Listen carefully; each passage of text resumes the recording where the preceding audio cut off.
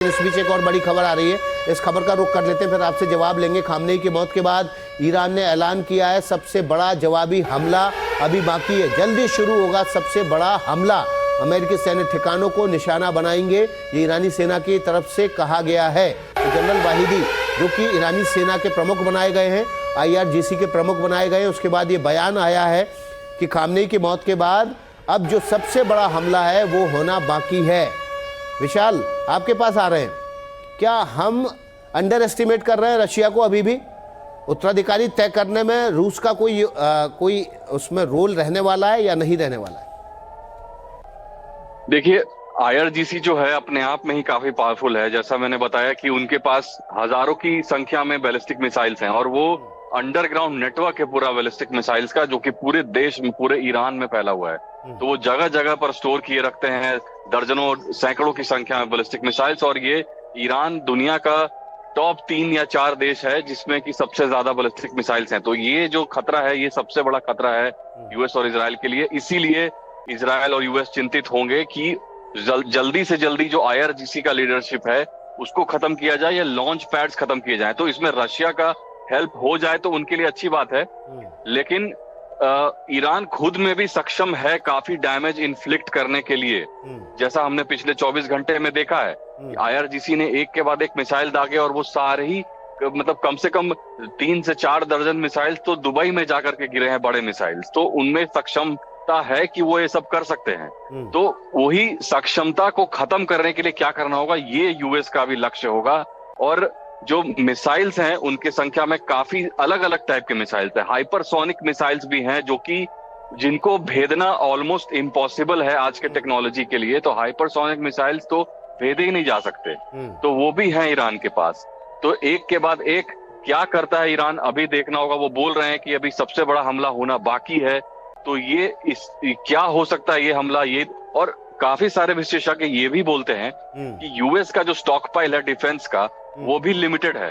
वो किस हद तक डिफेंड कर पाएगा, कितने दिन तक डिफेंड कर पाएगा, वो भी देखना। क्योंकि अगर यूएस अपना डिफेंस का सारा स्टॉक पाइल अभी खत्म कर देगा, तो अगर कुछ और इमरजेंसी होती है तो यूएस के पास यूज करने के लिए नहीं रहेगा कोई डिफेंस मैकेनिज्म। तो इसीलिए यूएस के पास भी लिमिटेशंस है। ऐसा नहीं है कि यूएस जितने दिन तक चाहे ये हमला कंटिन्यू रख सकता है। तो ये सारी बातें हैं। बिल्कुल विशाल, आप हमारे साथ बने रहिए। देखिए, मनोवैज्ञानिक जो युद्ध है वो भी चल रहा है।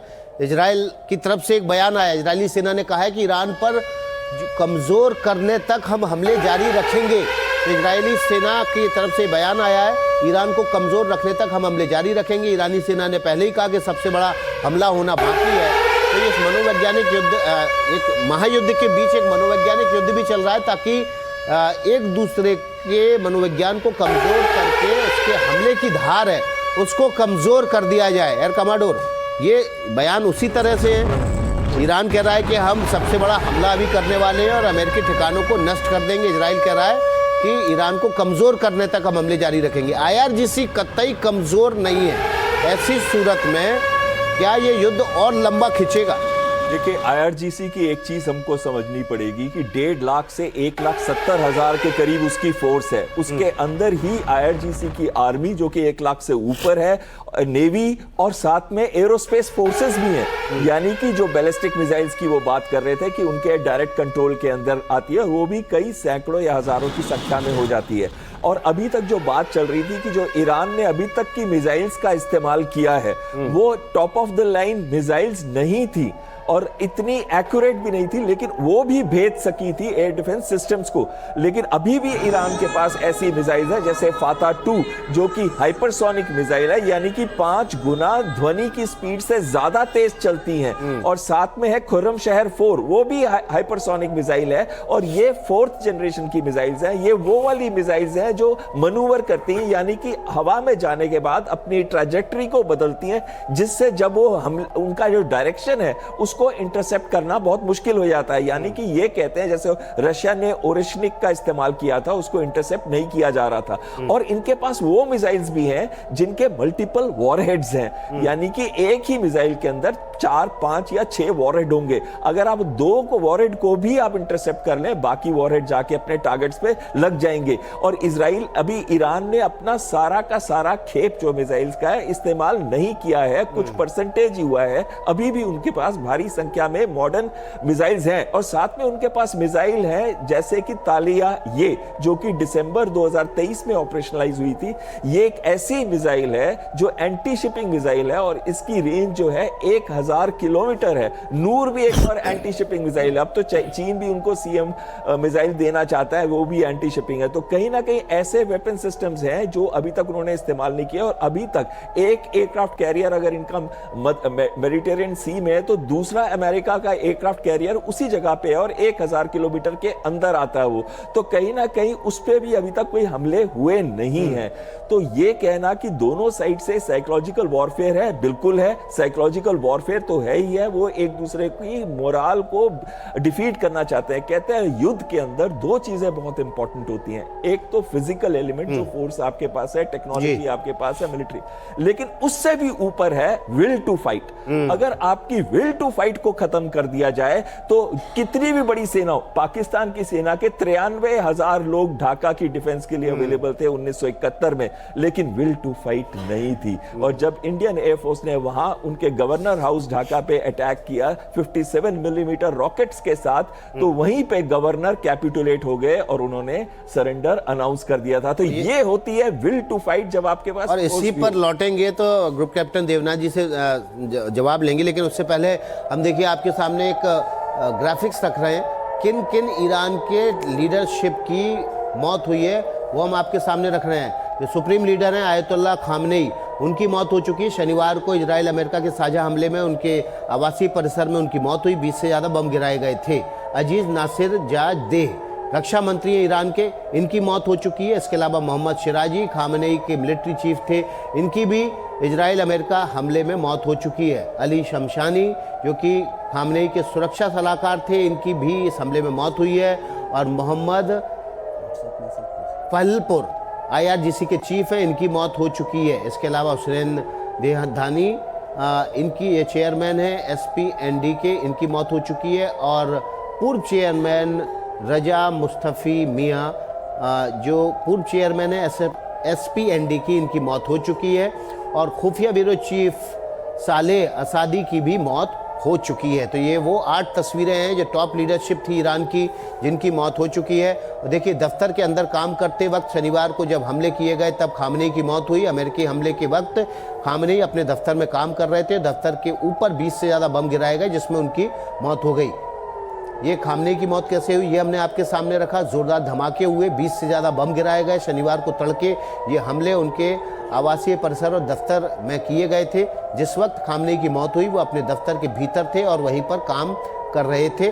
और देखिए इस बीच एक और खबर आ रही है, इजराइल में सायरन बजने की आवाज़ सुनाई दे रही है। इजराइल के अलग अलग शहरों में ईरान के पलटवार का अंदेशा है और अलग अलग शहरों में सायरन बज रहे हैं। उत्तरी इजराइल में ये सायरन बज रहे हैं। सायरन तब बजता है जब कोई मिसाइल लॉन्च हो जाता है और इसको ट्रैक कर रही रडार जो है ये आइडेंटिफाई कर लेते हैं कि लॉन्च हो चुका है। और ऐसी सूरत में उन शहरों में लोगों को सायरन बजाकर अपने सुरक्षित स्थानों या बंकरों में जाने के लिए कहा जाता है। तो अलर्ट पर है इजरायली सेना और ईरान के पलटवार के अंदेशे के तहत उत्तरी इजराइल में सायरन बज रहे हैं। बहुत ज़बरदस्त तरीके से देखिए जो ईरानी IRGC की तरफ से कहा गया था, ईरानी सेना की तरफ से कहा गया था कि अभी सबसे बड़ा हमला होना बाकी है। ईरान की तरफ से ये जो बयान दिया गया था इसको साइकोलॉजिकल वॉर की तरह से देखा जा रहा था। बदले में इजरायली सेना ने भी कहा कि आखिरी दम तक ईरान को कमज़ोर करने तक हमले जारी रहेंगे। लेकिन अब देखिए इजराइल में अलग अलग इलाकों में सायरन बजना शुरू हो चुके हैं। खामनेई की मौत के बाद अलग अलग तरह की तस्वीरें भी आ रही हैं। ईरान के अलग अलग इलाकों में शोक की तस्वीरें हैं और दूसरी तरफ कई जगह जश्न भी है। तो देखिए एक और बड़ी खबर आ रही है, खामनेई की मौत पर ईरान सरकार का एक बयान आया है। खामनेई की हत्या की सज़ा मिलेगी। खामनेई की मौत पर ईरानी सरकार भड़क गई है और कहा है कि खामनेई की मौत की सज़ा मिलेगी। ईरान की तरफ से बड़ा बयान आया है, अमेरिका की सरकार को जड़ से उखाड़ देंगे, ये कहा गया है ईरान की सरकार की तरफ से। तो देखिए ज़बरदस्त तरीके से बयानबाजी दोनों देशों की तरफ से हो रही है। एक तरफ ट्रंप कह रहे हैं कि अगला उत्तराधिकारी कौन होगा वो हमको पता है, और ईरान की तरफ से कहा जा रहा है कि अमेरिका की सरकार को जड़ से उखाड़ फेंकेंगे। विशाल, लग रहा है कि आईआरजीसी जो है वो अपने देश के लोगों का मोराल अप करने के लिए, अपने जवानों का, अपनी सेना का मोराल अप करने के लिए इस तरह के बयान दे रहा है कि अमेरिका की सरकार को जड़ से उखाड़ देंगे। बिल्कुल सही, क्योंकि हमारे विशेषज्ञ ने अभी कुछ मोमेंट्स पहले ही बताया था कि जो विल टू फाइट है एक बहुत बड़ा एंगल होता है किसी भी वॉर सिनेरियो में। तो एक विल टू फाइट को मेंटेन रखना बहुत जरूरी है। अगर लड़ने की मानसिकता ही नहीं रहेगी तो लड़ेंगे कैसे, ये सवाल है। तो भले ही हजारों की संख्या में, लाखों की संख्या में आपके पास सैनिक हैं, बट अगर वो उनका मोराल गिर जाता है तो वो लड़ने की हालत में नहीं रहेंगे, चाहे जितने भी वेपन्स हो आपके पास। तो उस मोराल को मेंटेन करने के लिए एक के बाद एक स्टेटमेंट्स रिलीज किए जा रहे हैं। आईआरजीसी पावरफुल है, हम कई बार इस पे बात कर चुके हैं कि काफी हजारों की संख्या में 10,000 कई अनुमान बताते हैं कि उनके पास बैलिस्टिक मिसाइल्स हो सकते हैं। उनमें हाइपरसोनिक मिसाइल्स हैं, पता 2 मिसाइल हैं जो कि ध्वनि से 5 गुने रफ्तार पे चलता है, जैसे हमारे विशेषज्ञ बता रहे थे। तो ऐसे टेक्नोलॉजी होने के बाद ये मोराल जो है वो मेंटेन रखना बहुत जरूरी है, क्योंकि लड़ने की सक्षमता है ईरान के पास अभी भी। काफी सारे मिसाइल्स यूज नहीं हुए हैं, तो मोराल को ऊपर करने के लिए सब स्टेटमेंट रिलीज किए जा रहे हैं। ऑफ कोर्स इसमें सच्चाई नहीं है, क्योंकि आईआरजीसी कितने भी चाह ले वो यूएस और इजराइल के साथ। आपको बीच में रोकेंगे, इस वक्त एक बड़ी खबर आ रही है। ईरानी हमले पर अमेरिकी मीडिया का एक बड़ा दावा सामने आया है। सऊदी अरब के कहने पर ईरान पर हमला किया गया था। बेंजामिन नेतन्याहू ने भी हमले की मांग की थी। इस वक्त की जो बड़ी खबर है, सऊदी अरब के कहने पर ईरान पर हमला किया गया था। ये अमेरिकी मीडिया की तरफ से, वॉशिंगटन पोस्ट की तरफ से दावा किया गया है। सऊदी अरब के प्रिंस ने कई बार राष्ट्रपति डोनाल्ड ट्रंप को फोन किया था और ईरान में सैन्य अभियान का आदेश देने का दबाव डाला था। ये जो बड़ा दावा किया गया अमेरिकी मीडिया की तरफ से, सऊदी अरब के प्रिंस ने ट्रंप को फोन किया था और कहा था कि ईरान पर सैन्य अभियान को मंजूरी दी जाए। लेकिन देखिए एक तस्वीर आ रही है, ये तस्वीर आपके लिए देखना बेहद दिलचस्प है। खामनेई की मौत के बाद ये शोक की तस्वीरें हैं। यहाँ पर लोग जो है रोते बिलखते नजर आ रहे हैं। बड़ी तादाद में मस्जिदों के भीतर हैं, हाथ में ईरान का झंडा लिए हुए हैं और यहाँ पर शोक की जो लहर है एक तरह से वो उठती हुई दिखाई दे रही है। भारी तादाद में लोग सड़कों पर, मस्जिदों में इकट्ठे हुए हैं। अयातुल्लाह अली खामनेई की मौत के बाद ये जो शोक की लहर है वो यहाँ पर उठती हुई दिखाई दे रही। देखिए ईरानी झंडे और शोक का प्रतीक काला झंडा लेकर यहाँ पर ईरान के लोग सड़कों पर उतरे हैं। रोते बिलखते हुए लोग नजर आ रहे हैं। सड़कों पर भारी तादाद में लोग इकट्ठे हुए हैं। ये तस्वीर देखिए आप, ये तस्वीर देखिए आप, इसको बड़ा करके हम दिखाते हैं आपको। देखिए बड़ी तादाद में लोग मस्जिद और मस्जिदों में, सड़कों पर इकट्ठे हो रहे हैं। अयातुल्लाह अली खामनेई की मौत पर शोक जता रहे हैं। रजवी दरगाह की ये तस्वीरें जहां पर ये लोग इकट्ठे हुए हैं। देखिए ये शोक का प्रतीक, छाती पीटते हुए शोक मनाया जा रहा है। ईरान से ये तस्वीरें आ रही हैं। बड़ी तादाद में अयातुल्लाह अली खामनेई की मौत के बाद शोक मनाया जा रहा है।